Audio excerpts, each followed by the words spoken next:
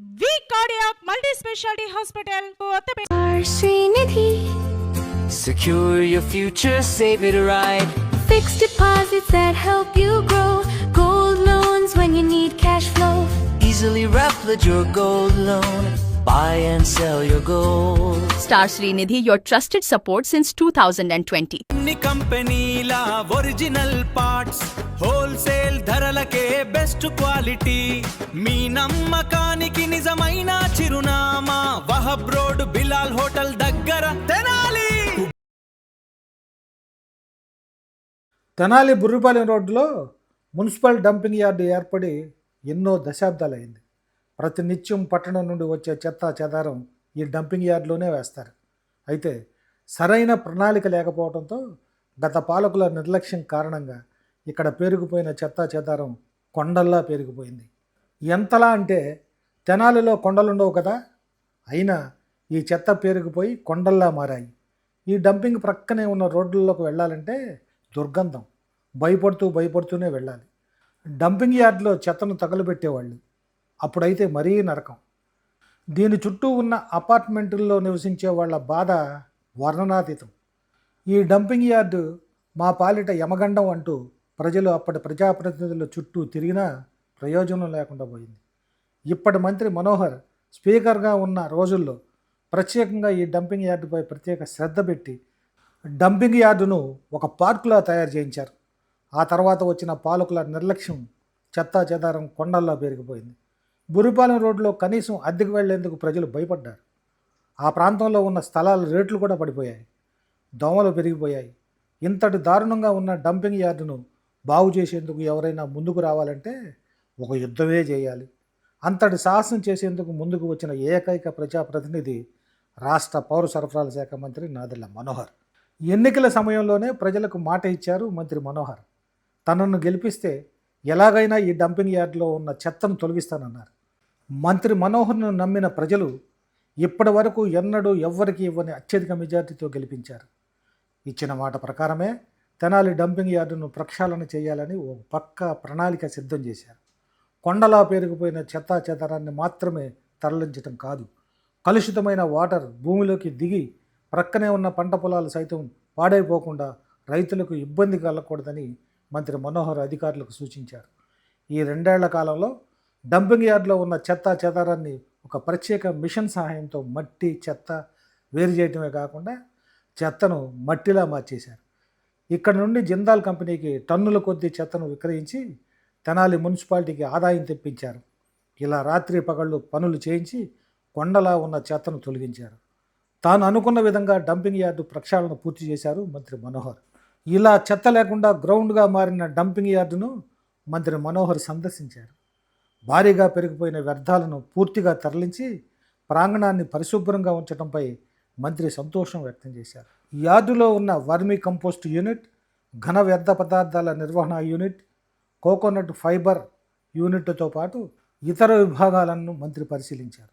ఈ సందర్భంగా మంత్రి నాదెళ్ల మనోహర్ మీడియాతో మాట్లాడుతూ తాను తెనాలి ప్రజలకు ఇచ్చిన మాట ప్రకారం 1,40,00,000కు పైగా ఖర్చు చేసి భారీగా పేరుకుపోయిన వ్యర్థాలను ఇతర ప్రాంతాలకు తరలించినట్టు వివరించారు. ప్రస్తుతం డంపింగ్ యార్డు ప్రాంగణం పరిశుభ్రంగా మారిందని, ఇకపై దీనిని ప్రజలకు ఉపయోగపడే విధంగా వినియోగంలోకి తీసుకొచ్చేందుకు చర్యలు చేపడతామని చెప్పారు. 2 ఏళ్లుగా శ్రమించి డంపింగ్ యార్డును పరిశుభ్రంగా చేసిన అధికారులను మెచ్చుకున్నారు మంత్రి మనోహర్.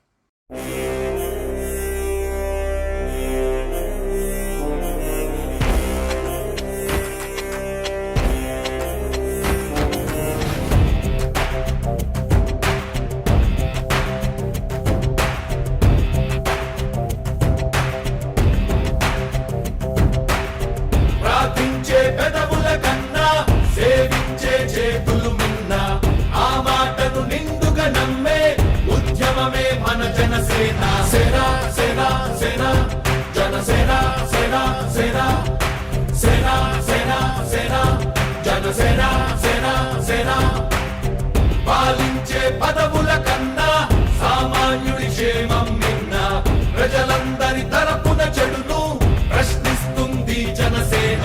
సేన సేన సేన జనసేన సేన సేన సేన సేన సేన జనసేన సేన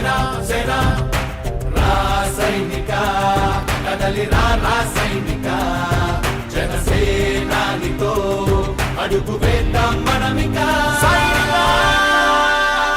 జనసేన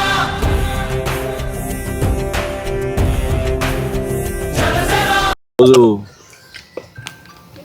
దాదాపు 2 సంవత్సరాల నుంచి ఒక పోరాటం అనే మాట అనొచ్చు. ఎందుకంటే గతంలో నేను శాసనసభాపతిగా ఉన్నప్పుడు దగ్గరుండి 2010లో ఆ రోజు కూడా తెనాలి డంపింగ్ యార్డ్ని మొత్తం క్లీన్ చేసే విధంగా, ఎప్పుడైతే తరతరాల నుంచి మనకి ఉన్న మన వ్యర్థాలని, ఎస్పెషలీ మన పట్టణంలో తడి చెత్త పొడి చెత్త మనం సేకరిస్తున్నా కూడా సరైన విధానంలో మనం తీసుకురావడం లేదు. దానివల్ల ఎక్కడికక్కడ మనం ప్లాస్టిక్, తర్వాత మన కిచెన్లో వచ్చే వేస్టేజ్, మన ఇళ్లలో ఉన్న వేస్టేజ్ అన్నీ కలిపి డంప్ చేసి మనం మన యార్డ్లో గుట్టలు ఏ విధంగా కొండల్లాగా ఉండేవో గతంలో మనందరం చూసాం ఆ విజువల్స్. సో ఈరోజు ఒక మైదానం లాగా సుమారు 4.71 ఎకరాలు ఇది.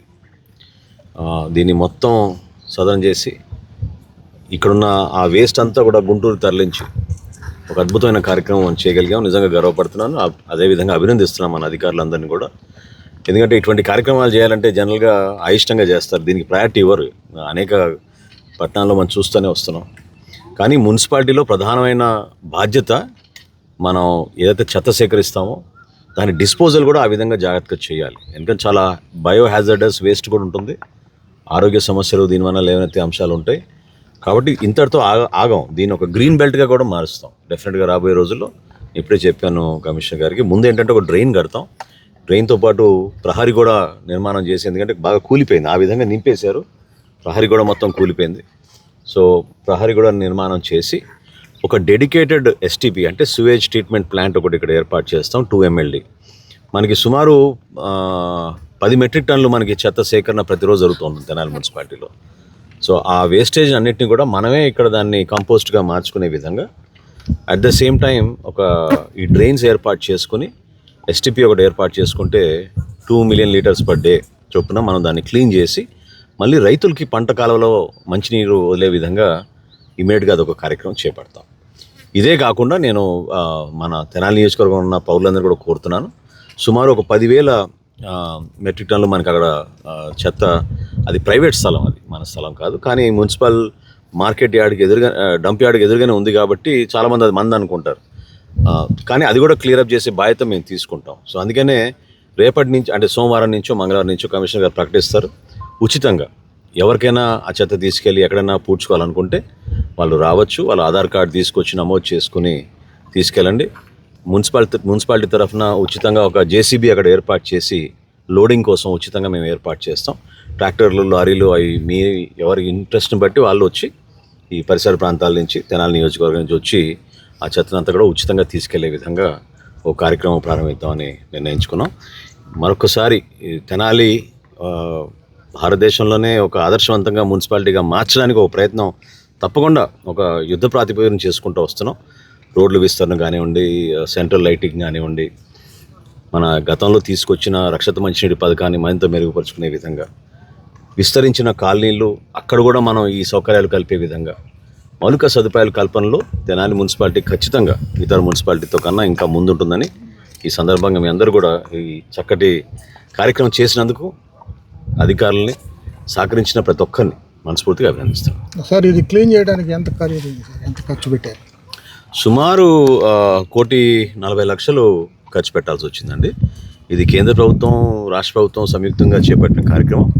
సో నిధులు సేకరించి మనం ఏదైతే మనకి రెన్యూవబుల్ ఎనర్జీ ప్లాంట్ జిండాలోది గుంటూరులో ఉందో అక్కడికి తరలించే విధంగా మనం ఏర్పాటు చేసాం.